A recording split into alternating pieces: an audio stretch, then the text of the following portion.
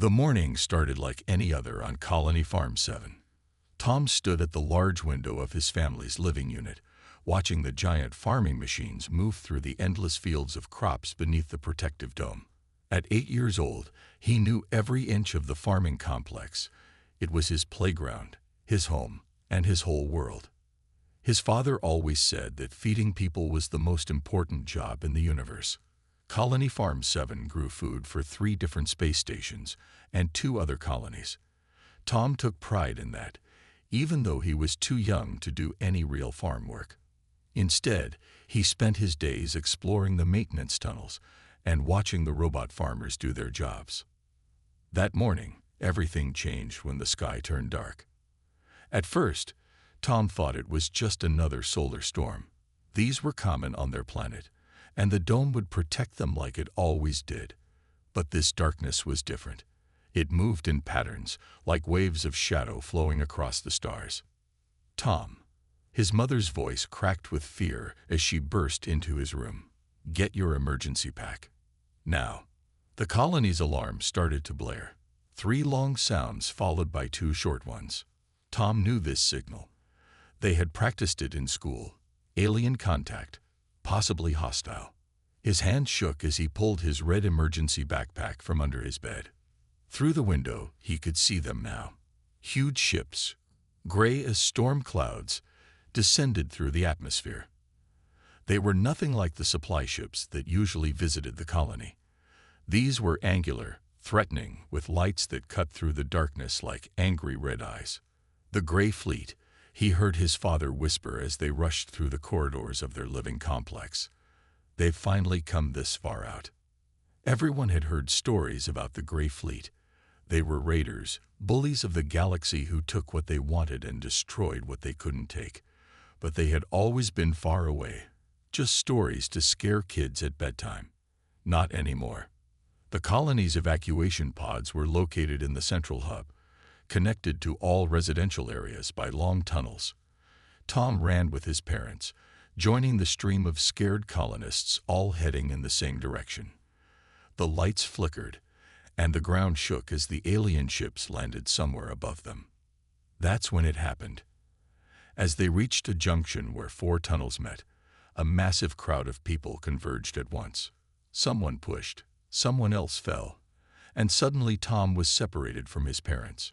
The crowd surged, carrying him down the wrong tunnel despite his desperate attempts to turn back. "Mom! Dad!"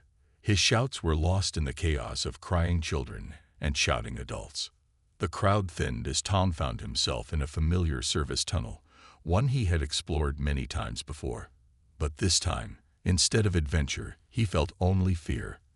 The emergency lights cast everything in a dim red glow, and he could hear strange sounds echoing through the ventilation system, metallic noises that didn't belong in his familiar world.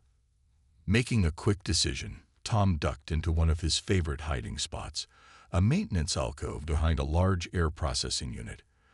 From here, he could see through a ventilation grate into one of the main hydroponics chambers. His father had shown him this spot, explaining how they could monitor the plant's growth from here. Through the grate, Tom watched in horror as the first aliens entered the hydroponics chamber. They were tall, wearing gray armor that seemed to shift colors like liquid metal.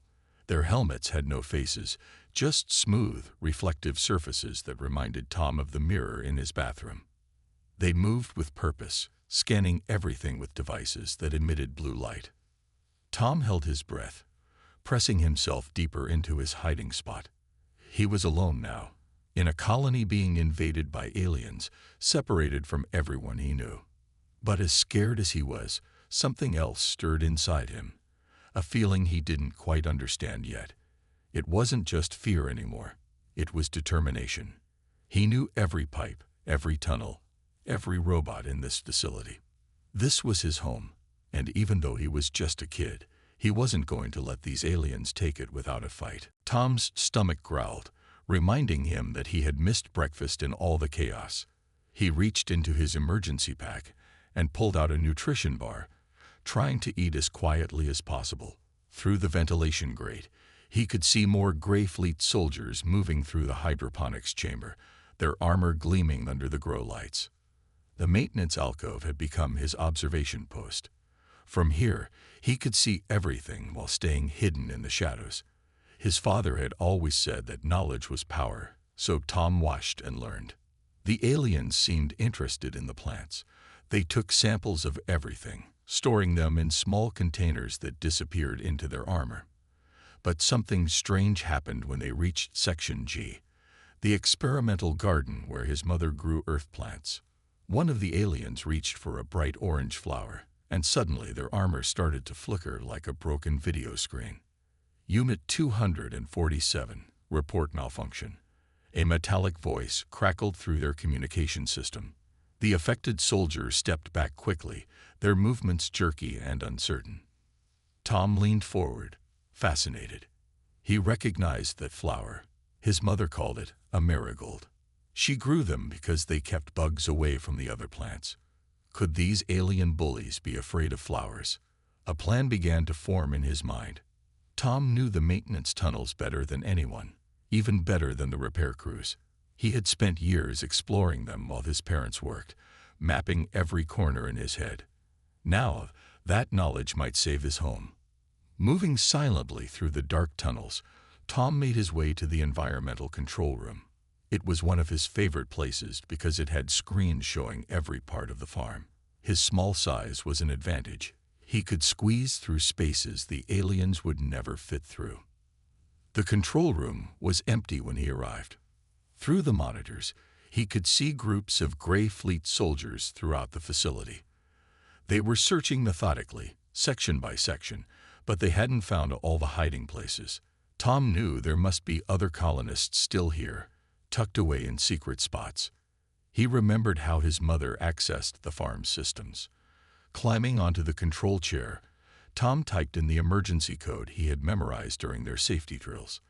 The screens lit up with green text, "Emergency access guaranteed." From another screen, he watched as more aliens entered Section G. This time, they noticed something was wrong with their equipment. Their armor wasn't working properly near certain plants. One soldier tried to scan a row of marigolds, and their scanner sparked and went dead. Warning: unknown interference detected. Their communications crackled. Possible defensive system activated. Tom almost laughed. They thought the flowers were weapons. He looked at the environmental controls, remembering all the times he had watched the farm technicians work. The hydroponics system was complicated, but he understood the basics. Plants needed water, light, and air to grow. The aliens needed air too, but maybe not the same kind of air. With careful movements, Tom adjusted the ventilation settings for Section G. He increased the humidity and added more plant particles to the air, just like his mother did when she wanted the plants to grow faster. On the monitors, he could see the effect almost immediately. The aliens' armor began to malfunction more severely. Their communication system filled with static and confused reports. Some of them started to move awkwardly, as if their suits weren't responding properly. Full retreat from Section G, a commanding voice ordered. Unknown biological agent detected. Seal all suits and withdraw. Tom watched in amazement as the Gray Fleet soldiers hurried away from the garden section. They looked less like scary invaders now and more like people running from angry bees. He hadn't hurt any of them. He had just made them uncomfortable enough to leave. A smile spread across his face as he realized something important. He didn't need to be big or strong to defend his home. He just needed to be clever and use what he knew. The aliens might have powerful weapons and advanced technology, but they didn't understand something simple. Sometimes the smallest things could cause the biggest problems. Success with the marigolds gave Tom an idea. If the aliens were scared of simple flowers, what would happen if he used something stronger? He remembered the time his father had shown him the special fertilizer room, warning him never to go in without protection because the concentrated plant materials could be dangerous. From the control room screens, Tom watched the Gray Fleet soldiers regrouping in the main storage area. They were trying to figure out what had gone wrong with their equipment. Their leaders looked angry, gesturing at damaged sensors, and malfunctioning armor pieces. Time to make a bigger problem for them, Tom whispered to himself. He pulled up the farm's layout on the main screen and traced a path through the maintenance tunnels to the fertilizer processing room. It would be dangerous, but he knew how to be careful. His parents had taught him well. The journey through the tunnels was scary. Tom could hear the aliens moving above him, their heavy footsteps echoing through the metal floors. Every few minutes, he had to stop and hide when patrols passed nearby. But being small had its advantages. There were dozens of tiny spaces where he could squeeze in and become invisible. When he reached the fertilizer room, Tom put on one of the emergency breathing masks from his pack. The room was filled with large tanks, each containing different concentrated plant extracts used to help crops grow. But Tom wasn't interested in growing plants right now. He remembered the lessons from school about mixing chemicals. Always be careful what you combine, his teacher had said. Sometimes mixing the wrong things can create unexpected reactions. Tom didn't want to hurt anyone, but he needed to make something that would keep the aliens away from his home. Working quickly, Tom used the room's computer to activate the automated mixing system. He selected the strongest plant concentrates, the ones that had made the aliens' armor malfunction in the garden. The computer warned him that the mixture was unusually potent, but Tom confirmed it anyway. Sometimes you have to break the rules to do the right thing, he remembered his mother saying once when she had bent the colony's regulations to help a sick neighbor. Through the control panel, Tom directed the mixture into the ventilation system of the main storage area where the aliens had gathered. He watched through the security cameras as a fine mist began to spray from the ceiling vents. The effect was immediate and dramatic. The aliens' armor began to spark and flicker wildly, their communications filled with static and panicked voices. Some of their weapons stopped working completely, becoming nothing more than heavy pieces of metal in their hands. Emergency! Emergency! The alien commander's voice crackled through their failing communication system.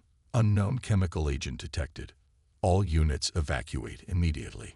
Tom watched in amazement as the mighty Gray Fleet soldiers ran from the storage area, tripping over each other in their rush to escape. Their perfect formation was gone, replaced by chaos and confusion. Some of their armor had stopped working so completely that they had to help each other walk. Base command, this is Ground Force 1. The commander's voice was shaking now. The humans have deployed some kind of advanced defense system. Our equipment is failing. Request immediate evacuation. From his safe spot in the fertilizer room, Tom couldn't help but laugh. These scary aliens, with all their advanced technology and powerful weapons, were running away from plant food. His father had always said that farming was full of surprises, but this was probably not what he meant. But Tom's victory celebration didn't last long.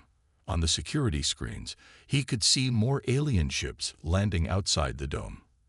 The Gray Fleet wasn't giving up. They were bringing reinforcements. And this time, they looked angry. Tom knew he had won this battle, but the war for Colony Farm 7 was far from over. He needed to think of something even cleverer for what was coming next. Fortunately, he still had plenty of tricks left to try. And the aliens still didn't know they were being defeated by an 8-year-old boy. Tom knew he needed help. As clever as his tricks with the plants had been, he couldn't be everywhere at once. The new alien ships were landing all around the colony dome, and he was just one small boy. But then he remembered something important. He wasn't completely alone. The maintenance robots. Every day, hundreds of robots worked throughout the colony, tending to plants, fixing equipment, and keeping everything running smoothly. Tom had spent countless hours watching them work, and sometimes the technicians even let him help program simple commands. From the control room, Tom accessed the robot management system. The screen asked for an authorization code, and his heart sank until he remembered the emergency protocols his father had taught him. During a crisis, all colony systems were programmed to accept simplified commands to help people survive. "Please work," Tom whispered as he typed in the basic emergency code. "Colony, help 900. and 99. The messages started appearing on Tom's control room screens. Other colonists were responding to his broadcast, using their computer terminals to communicate secretly. There were 37 people still hidden throughout the colony: maintenance workers, farmers, and even 2 school teachers. "Who are you?" one message asked. "I'm Tom. I work in the hydroponics farm," he typed back, not mentioning that his work usually involved watching robots and exploring tunnels. "The aliens can't handle our plants. Their armor stops working when it touches certain chemicals we use for farming." The adults were surprised to learn their defender was a child, but they quickly understood his plan. Each person shared what they knew, which sections were safe, where the aliens were strongest, and most importantly, what resources they could use. "I can access the irrigation systems in Section C," wrote Mr. Green, one of the maintenance workers. "We can spread your formula through the water pipes." "The backup generators in Section F still work," added Ms. White, a power systems engineer. "We can overload them to create electromagnetic pulses that might affect their weapons." Tom's small tricks were turning into a real battle plan. The colonists coordinated through the computer system, each person playing their part. They were like a hidden army, using their knowledge of the colony to fight back. The aliens noticed something was changing. Their easy invasion had turned into a nightmare of failing equipment and mysterious attacks. Every time they thought they had contained the threat in one area, problems would appear somewhere else. "This colony has advanced defensive systems we didn't detect," the alien commander reported to their ships in orbit. "They're using biological and electronic weapons we've never seen before. Request immediate tactical analysis." Tom couldn't help grinning when he heard this through the security system. The aliens thought they were fighting against some super advanced defense system, not a bunch of farmers, and one curious kid who knew the colony's maintenance tunnels by heart. The colonists struck from all directions. Mr. Green flooded entire sections with Formula 86 through the irrigation systems. Ms. White created power surges that made the aliens' energy weapons useless. Others used the ventilation systems to spread plant particles that clogged the aliens' filters. More Gray Fleet ships arrived in orbit, but they were afraid to land. The few soldiers who managed to get back to their ships told stories about invisible weapons and mysterious attacks that came from nowhere. None of them suspected that their mighty army was being defeated by simple farm equipment and basic science. "Their reinforcements are staying in orbit," Tom typed to the others. "They're scared to come down." "Good work, everyone," responded Mr. Green. "But be careful. They might try something desperate soon." He was right. The alien commander's next message showed they weren't giving up yet. "Begin orbital bombardment preparations. If we cannot take this colony, we will destroy it." The colonists' celebration turned to worry. They could handle the aliens on the ground, but how could they fight against ships in space? Tom stared at his control screens, trying to think of a solution. They had shown that human cleverness could beat alien technology, but this was a whole new problem. Then Tom remembered something his teacher had said during a science lesson. Sometimes the biggest problems need the simplest answers. Looking at his screens, watching the alien ships gather in orbit, a new idea began to form in his mind. If the aliens thought they were fighting against some advanced civilization with powerful weapons, maybe it was time to show them who they were really fighting against. Sometimes the truth could be more powerful than any weapon. Tom stared at the colony's main communication console. The alien ships were gathering in orbit, preparing to destroy everything if they couldn't have it. But Tom had an idea, one that seemed too simple to work, but those were the kinds that had worked best so far. "I need to broadcast to their ships," he typed to the other colonists. "Can anyone help me reach them?" Ms. White responded quickly. "The emergency antenna on the dome's peak can reach orbit. But Tom, what are you planning?" "I'm going to tell them the truth," he replied. "Sometimes grown-ups make things too complicated. Maybe they just need to see things like a kid does." Working together through the computer system, the colonists helped Tom access the emergency broadcast antenna. It took several minutes to get the right frequency, the one the alien ships were using. Finally, everything was ready. Tom took a deep breath and pressed the broadcast button. His voice would reach every alien ship in orbit. "Hello, Gray Fleet," he said, trying to sound braver than he felt. "My name is Tom. I'm 8 years old, and I'm the one who's been causing you all these problems." There was a long silence. Then the alien commander's voice crackled through the speakers, confused and angry. "This is impossible. You expect us to believe a child defeated our ground forces. It's true," Tom continued. "And I did it with plants and farm robots. You see, this isn't a military base or a weapons facility. It's just a farm. We grow food here to feed people. That's all we do." He could hear the aliens arguing among themselves. Some refused to believe it, while others seemed uncertain. "Your ships are amazing," Tom went on, remembering how his mother always said honesty was important. "They're probably the most powerful things I've ever seen, but you're using them wrong. You're trying to take things instead of asking for them." The alien commander spoke again, but with less anger this time. "Explain yourself, human child." "Well," Tom said, thinking about how to make it simple, "if you wanted some of our food, you could have just asked. We grow lots of it. That's what we do. We help feed people, even if they're different from us." More silence followed. Tom could imagine the aliens in their ships, trying to understand how their mighty invasion force had been stopped by a child's simple logic. "But you attacked us," the commander argued. "You used weapons against our forces." Tom shook his head, even though they couldn't see him. "No, I just used what we already had, plants and robots that help us farm. Your armor doesn't work well around our plants because you never asked what they might do to your equipment. You never tried to understand us before attacking." The argument among the aliens grew louder. Tom could hear some of them saying this must be a trick, while others were beginning to sound embarrassed.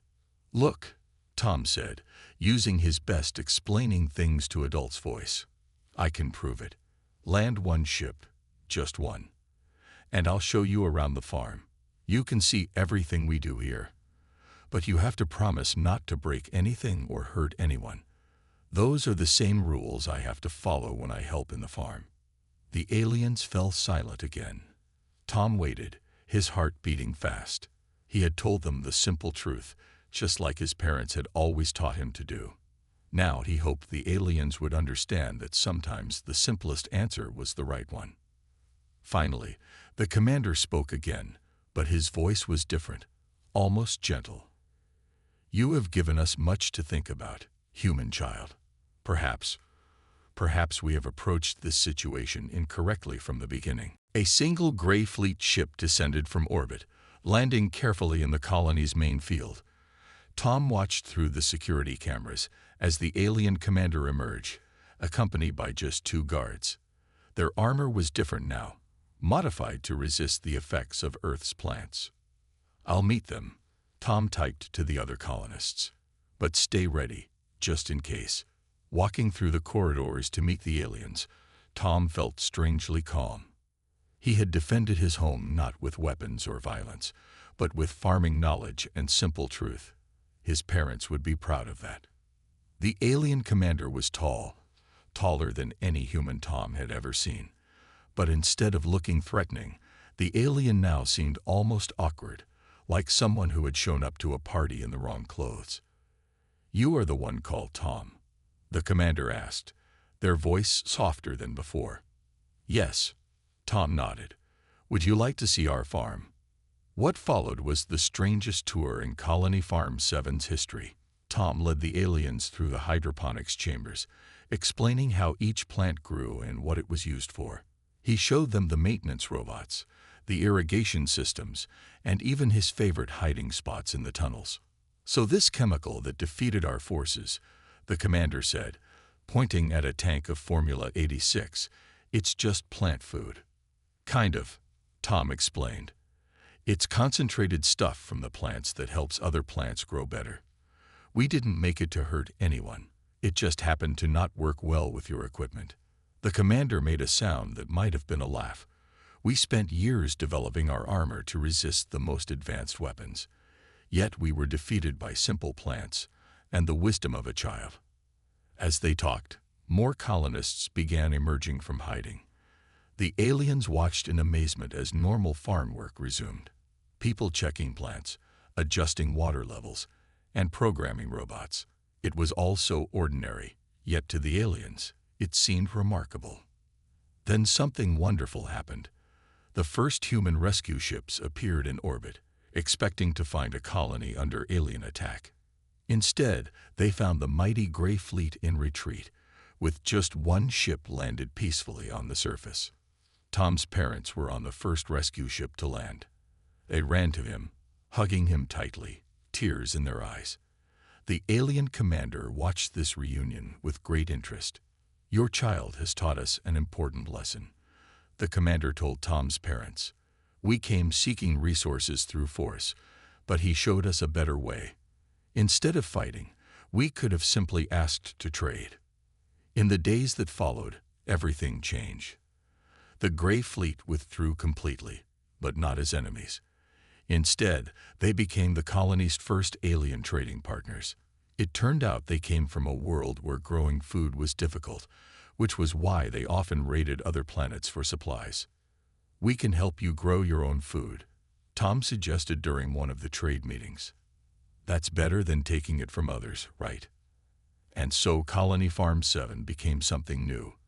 Not just a human farming colony, but a place where humans taught aliens how to farm. Other alien species heard about this and came to learn too, not to fight but to trade and learn. Tom's parents finally got their wish. Their son did end up working on the farm, but not quite how they had imagined. He became the colony's chief alien relations officer, teaching visitors from across the galaxy about Earth plants and farming techniques. Years later, when people asked how humans and aliens first became friends, they would tell the story of how a single child with simple wisdom had turned enemies into partners. Tom had proved that sometimes the best way to win wasn't through fighting, but through understanding and sharing what you have. And every year, the colony celebrated what they called Understanding Day by planting marigolds, the simple earth flowers that had first shown that even the mightiest invaders could be stopped by something as simple as a child's garden.